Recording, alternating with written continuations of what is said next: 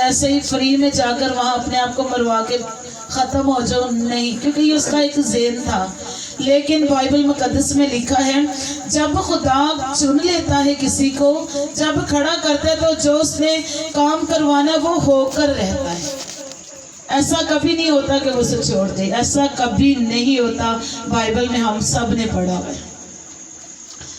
तो जैसे वो जहाज पर बैठा है कि मैं नैनवा को नहीं जाऊंगा, मैं किसी दूसरे शहर तर्दीस को जाऊंगा, वहां जाकर मैं अपनी मर्जी से कुछ करूंगा, लेकिन ऐसा नहीं हुआ। बाइबल बताती है कि उस जहाज पर जब जैसे वो बैठा है, समंदर पर तूफान शुरू हो गया, मौजें उठने लगी, लहरें, वो कश्ती जो थी, वो जहाज जो था वो डूबने लगा।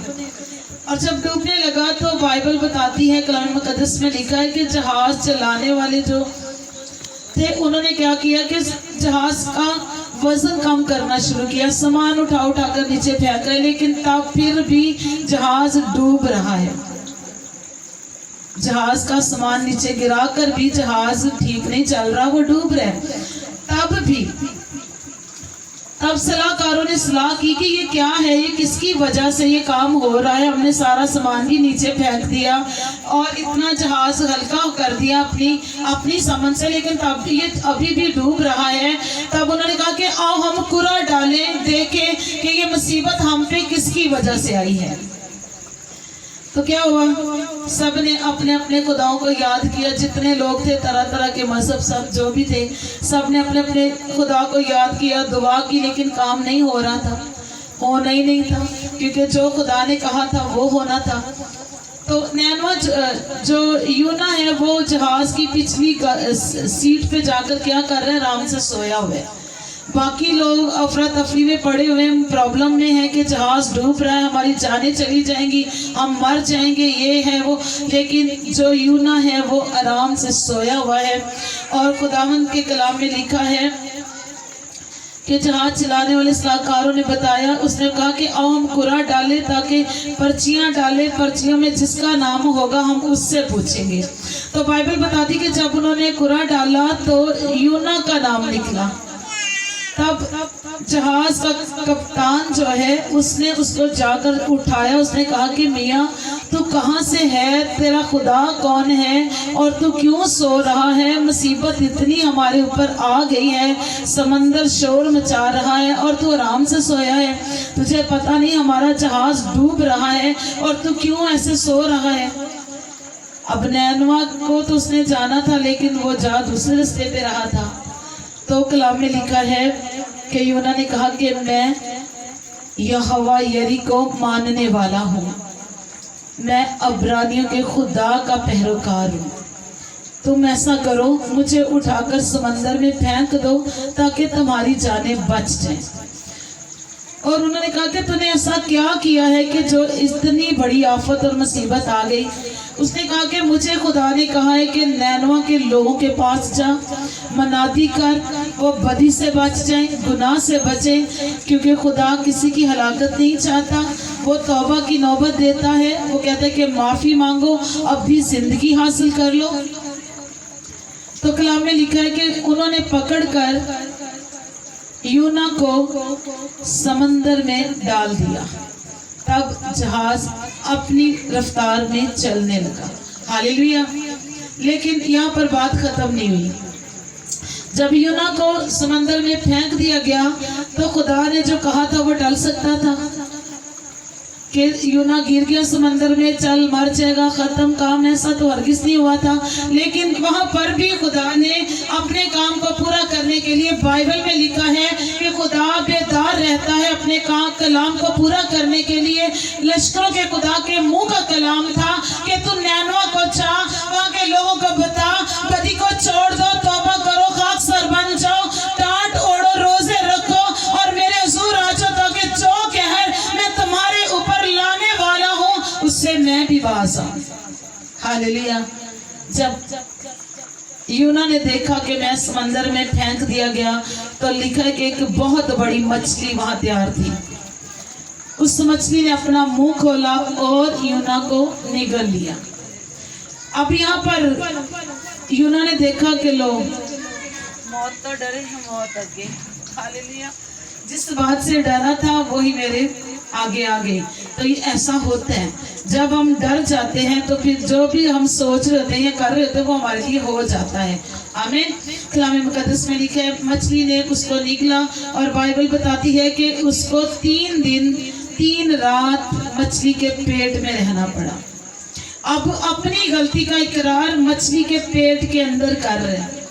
कहता है कि खुदावन लश्करों के खुदा, मैं शायद सूरज ना देख सकूं, दोबारा जमीन ना देख सकूं, लेकिन मेरी खता माफ कर दे, मुझ पे रहम कर दे रब्बुल आलमीन खुदा, क्योंकि तेरे ही कलाम में लिखा है कि तू कहर करने में धीमा, शफकत में घनी है। तू खुदावंद मुझे माफ कर दे। इसी सफर में 3 दिन गुजर गए। मछली नैनवा के शहर के किनारे पर गई, और लिखा है कि समंदर के उस किनारे पर जहाँ पर नैनवा का शहर था, वहाँ जाकर मछली ने खुदावन यहोवा पाक ने मछली को हुक्म दिया कि इसको यहाँ पर उगल दे, बाहर निकाल दे अपने पेट से। तो मछली ने उसको पेट से बाहर निकाल दिया। अब बाइबल बताती है कि यूना ने उठकर, जो 3 दिन का सफर था आगे जाने का, उसने जाकर मनादी करना शुरू की। वो चिल्लाने लगा, वो चीखने लगा, वो रो रो के कहने लगा, ऐ नैनवा के लोगों, यहोवा यरी का कलाम सुनो, खुदावन तुम्हारे ऊपर अपना गज़ब नाज़िल करने को है, तौबा कर लो, माफी मांगो, ताकि तुम्हारे ऊपर से ये कहर टल जाए। करते करते बात बादशाह के कानों तक पहुंची। बादशाह ने मनादी करवाई पूरे शहर में। उसने फरमाया, बादशाह ने कहा कि कोई इंसान और कोई हवान पानी का एक कतरा तक अपनी जबान पे ना लगाए, टाट ओढ़े, खाक पर बैठ जाए, घुटनों के बल जाए। आप हिसाब लगाएं, ये गलतियां तो इंसान की थी, उधर जानवरों को भी भुगतना पड़ा उनका गुनाहों की सजा। तो बाइबल में लिखा है कि उन लोगों ने, बादशाह ने खुद भी अपनी पोशाक उतारी, शाही पोशाक उतार के रख दी, काट ओढ़ा, खाक सर पे डाली, बैठ के तौबा करने। जब तौबा करने के लिए बैठ गया तो खुदावंद खुदा यहोवा यरी, जो कहर करने में धीमा है, कादिर मुतलक रब्बुल फाज है, उसने उनकी दुहाई सुनी। लोग तड़प रहे हैं, तौबा कर रहे हैं, अपने अपने गुनाह से माफी मांग रहे हैं, माफ कर खुदावंद, रहम कर। रोजे में उन्होंने कहा तब तक रोजा नहीं खोलेंगे जब तक खुदा का जवाब नहीं आता। जानवर, इंसान रोजे में लगा, कहता है मुझे पता था तू कहर करने में धीमा था, और तूने फजूल ही मुझे उनके पास भेज दिया, मुझे भेजा है, फिर तूने उनको जिंदा रखा। तो खुदा ने उसके लिए ये आप पूरी पैराग्राफ पढ़ेंगे ना, पूरे इनके 3 बाप है, मेरा ख्याल 3 के 4 है, आप इनको पढ़ेंगे ना पूरा, तो पूरी स्टोरी का, हाँ जी 4 बाप है, इसकी स्टोरी का आपको पता चलेगा। लेकिन बताने का ये मतलब है कि खुदावन जो फरमाता है वो करता है, वो टलता नहीं है। इंसान बदल जाता है, खुदा नहीं बदलता। इंसान धोखे में आता है, खुदा किसी के धोखे में नहीं आता। खुदा के कलाम जो मुंह से निकला है वो सच है, वो बरहक है, वो कभी बदलता नहीं बल्कि पूरा होता है। हालेलुया। फिर कलाम मुकद्दस में लिखा है कि फिर नैनवा ने भी, दूसरे बाप में आएंगे हम, फिर पहली आयत में कहते हैं कि यूना ने मछली के पेट में खुदावंद अपने खुदा से क्या किया, दुआ की। मैंने अपनी मुसीबत में खुदावन से दुआ की। मुसीबत में जब हम दुआ करते हैं तो क्या होता है, खुदा सुनते हैं। हालेलुया। ईमानदारों का ये ईमान है कि खुदा सुनता है। आमीन। फिर लिखा है कि उसने मेरी सुनी, मैंने पताल की तह से दुहाई दी, तूने मेरी फरियाद सुनी। दुहाई देना शुरू कर दे। देखे कोई काम नहीं हो रहा तो दुहाई देना शुरू कर दे, चिल्लाना शुरू कर दे, रोना शुरू कर दे। मत देखे लोग सुनकर क्या कहेंगे, लोग हमें कैसा समझेंगे, कोई फर्क नहीं पड़ता। जब हम अपने खुदा के कदमों में हैं तो उसके साथ पूरा ध्यान اس کی طرف لگا دے, دہائی دینا شروع کرے, فریاد کرنا شروع کرے, اس کے آگے جھک جائے, تب عزیزوں گہرے سمندر کی موجیں تھم جائیں گی, جلتی بھٹی کی آگ نرم ہو جائے گی, بہتی ندیاں رک جائیں گی. جب اس کے لوگ گزرتے ہیں تو خدا اپنے لوگوں کو اپنے پروں کے سائے کے نیچے رکھ کر مشکلوں مصیبتوں سے نکالتا ہے. ہاللیلویا. ہمارا خداوند ایسا خدا ہے جو مہربان اور قدوس خدا ہے. کلام نے لکھا ہے, لوکا کی انجیل 17 باب نے اس کی پہلی آیت میں لکھا ہے کہ دعا کرنے میں ہمت نہ ہارو. اب دیکھیں, اگر یونا کو مچھلی نے نگلا تھا تو یونا کچھ بھی پیٹ میں کہہ سکتا تھا. مچھلی نے ہضم تو نہیں کیا نا, وہ خدا کے خلاف بھی بول سکتا تھا کچھ بھی, لیکن اس نے دعا کرنی شروع کی, اس نے دہائی دینا شروع کی, اس نے پیٹ کے اندر مچھلی کے خدا کو پکارنا شروع کیا. کہتے نا خدا پتال کی گہراؤں سے بھی دیکھ سکتا ہے. ہاللیلویا.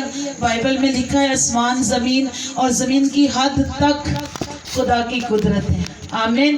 تو جو مالک ہے وہ تہ تک جا سکتا ہے, جو مالک نہیں وہ کچھ نہیں کر سکتا. جو جھوٹا ہے وہ جھوٹا ہے, جھوٹا ڈیول ابلیس ہے.